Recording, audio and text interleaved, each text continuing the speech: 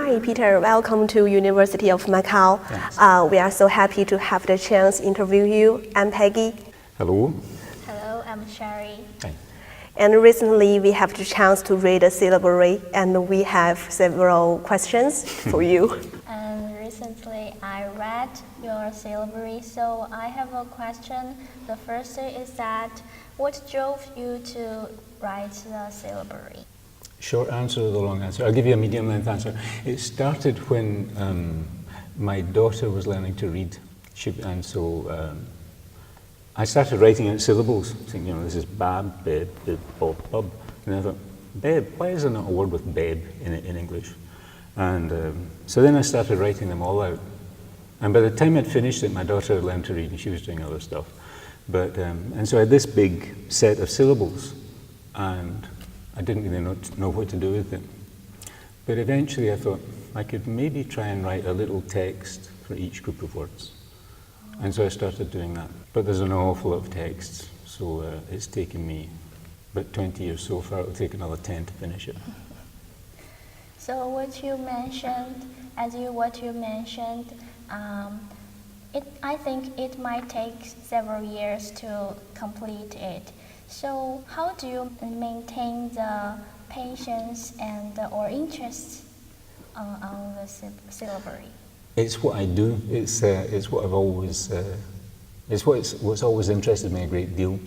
Just sitting and working with words, not because it's words, but because it's a way through to people. I didn't invent any words, right? They're always from somebody else. So when I'm looking at a group of words, I'm looking at what made them think of that. And so when I get a set of words in front of me, it's always interesting. It's always different. So I just wait till something comes out of it. Oh, I see. Then what inspired you to write a poem? I think inspiration is a big word. Well, the old Scottish thing, a poet was a maker, somebody who made things, and so it's making things with words. I could be using bits of wood or something like that. And with bits of wood, you don't talk about inspiration, you just see what the material gives you and you work with it.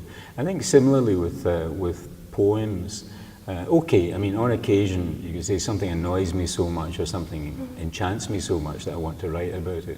But in general, it's more a matter of taking the material I've got, seeing what I can make of it, and sometimes the material is not very good. Like the word on the syllable I was doing just recently was mooch, like mooch. Yes. And there's not much you can do with that. But at other times you'll have a word that's so like love. What do I do with that one? It's much more. It's only one word, and it takes much more of an effort to get it to work. So when we write a paper or write an essay, we will think a lot. So when you compose a poem, which one is in priority? The visual effect, or the audible effect, or the theme, or the topic? It's certainly not the topic. It's the words. So there'll be a group of words in each syllable, a group of monosyllabic words, and I just work entirely from that. It could be one word, as I just said, or it could be up to 50 words that I'm trying to work on. And so it's the phonetics first, and then for an actual poem, to me, it's the rhythm. So that would be, it's very physical. It's the heartbeat. It's the rhythm when you walk, and a combination of those. So it starts off with this phonetic hint from the group of words. And then if it works, it goes on from there with rhythm.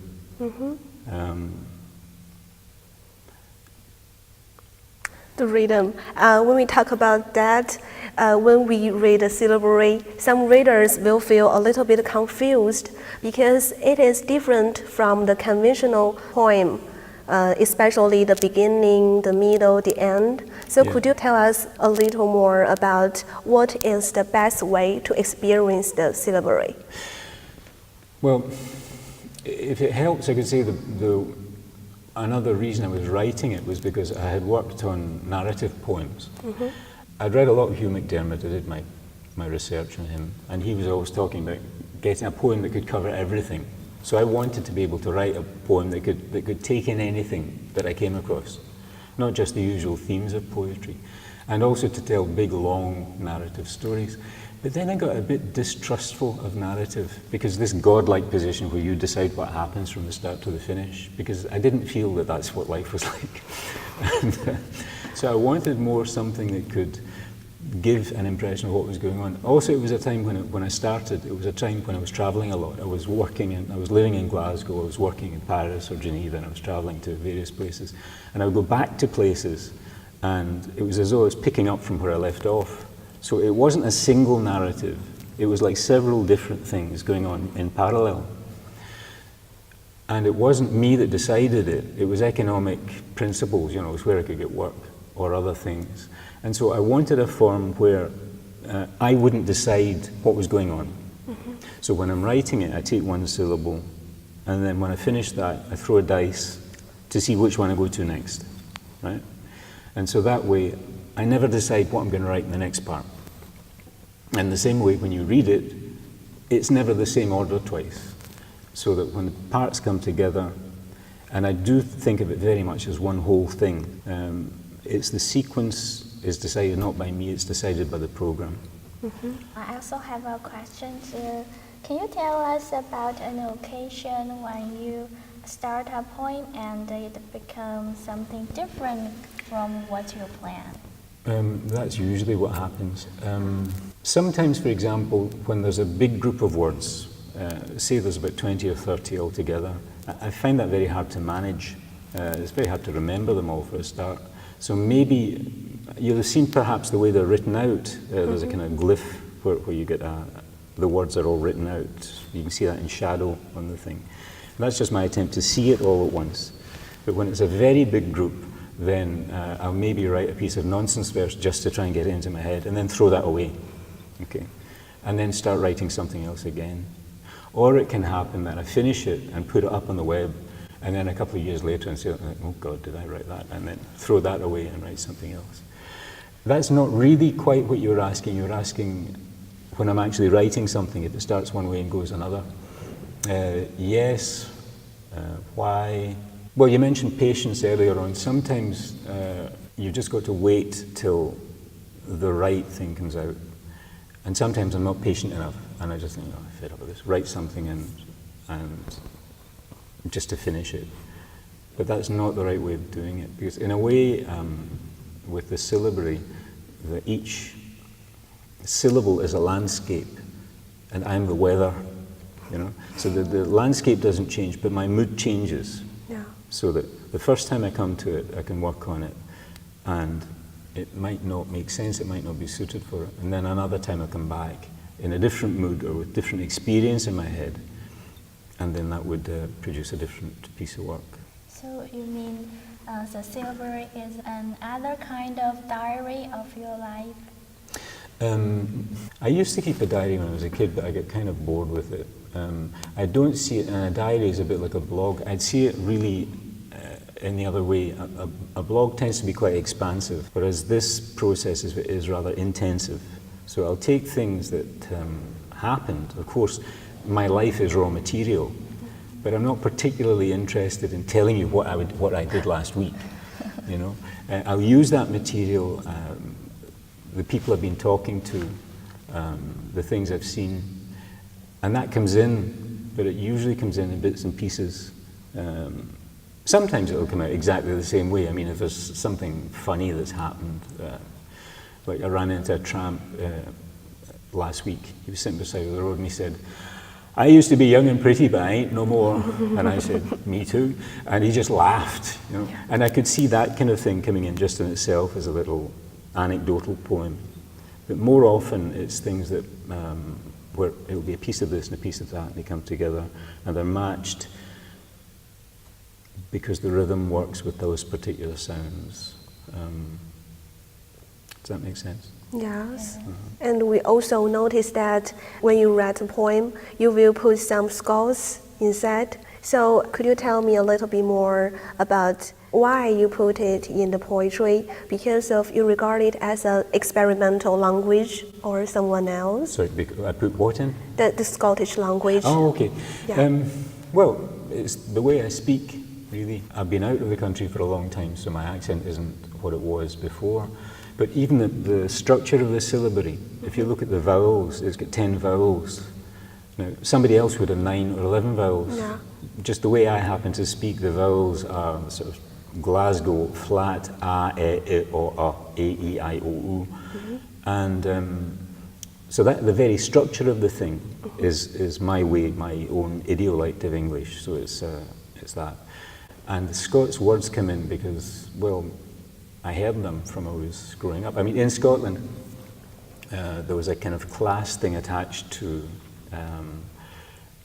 speaking Scots. Yes. And my family were all Irish immigrants who left Ireland in the potato famine and arrived in Glasgow. So they'd want to be assimilated. And they spoke Ulster Scots, which was the kind of Scots that was spoken both in the eastern part of Northern Ireland and in Glasgow. And so they'd say, don't talk like your grandmother. But you'd hear all these things from your grandmother. And so these words would come in. And so they're the oldest part of my vocabulary, I suppose, and the oldest affective part where the emotions and the memories of childhood are coming in. So that's why it comes in. It's not dictionary Scots like some poets write, and there's very good reasons for doing it. In my case, it's more just the words that I remember from childhood. Yeah, maybe because of the Scottish element make the syllabary more unique.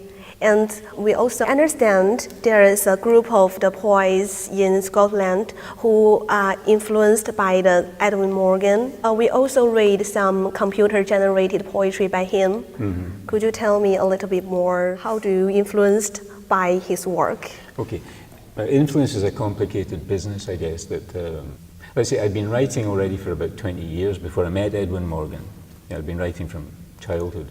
I met him at Glasgow University. He was my supervisor for my PhD. He was funny about computers because he wrote about computers, but he was almost scared of computers himself. He never used them. I remember one time when he was in a nursing home already, he was quite old, and I had a version of the syllabary I'd managed to put on a laptop computer, and I brought it to the home and said, would you like to see this? He said, oh, no. So everybody has their limits at technology. So he was interested in the idea of computers. So it was an intellectual interest, but he just wasn't practically, he was almost allergic to them himself personally. Mm-hmm. As to his influence as a writer, he was a great influence, and he was a very good person. Mm-hmm. And he was a very pleasant person to talk to, and he seemed to know everything, but he never showed off about it. And so I was meant to be the expert in Russian, for example, because I'd studied Russian. But I remember asking one thing, what's coming out in Russian just now? What should I be reading? And he told me 2 or 3 people I'd never heard of, and so I went off and read them. You know, this wasn't supposed to be his area of expertise, but he just did seem to know everything. Mm-hmm. He was very interested in experimental work. Of course, concrete poetry, the occasion for this, was he got onto that very, very quickly. How, I don't know, because I mean, this was Glasgow in the 1950s, it wasn't the centre of the universe. But then neither was Sao Paulo, so I guess it was through things like, he was into a lot of different networks, like with Alexander Trocchi in Paris, and the Sigma thing, who was connected with Samuel Beckett, with Gail Turnbull, who was in California at the time, and he was connected to a lot of American poets like Sid Corman, who was in Japan, right enough. And to Alec Finlay. Eddie and Hamilton Finlay had their different approaches to experimental poetry, and so did Tom Leonard. I don't know if you've come across him. He's a Glasgow poet who was very good in sound poetry. In fact, he almost went mad with sound poetry. He wrote an essay one time talking about how after one session of recording, he just had the impression that the voice of God was coming through him. And I said to him afterwards, it was a good essay that, because you gave the impression that you were kidding, but I don't think you really were kidding, were you? And he said, no. Eddie wasn't like that. Eddie was much more in control, generally, of what he was doing. And he was also very, very encouraging to people. He put me in touch with Richard Price, another Scottish poet, whom I wouldn't have met otherwise. And we've been friends for a long time and been working together on various things because of that. He was an example, I would say, as to how to go about the business of writing. Just very, very intellectually curious about everything, very knowledgeable, and always ready to share the knowledge he had. So in that sense, a great personal influence, I'd say. Thank you so much to sharing your experience and give us such amazing work, the syllabary. And thank you for giving us the chance to interview you. A pleasure. Hope you enjoy the interview, enjoy the time in Macau. Thanks very much. Thank you so much. Okay. Thank you.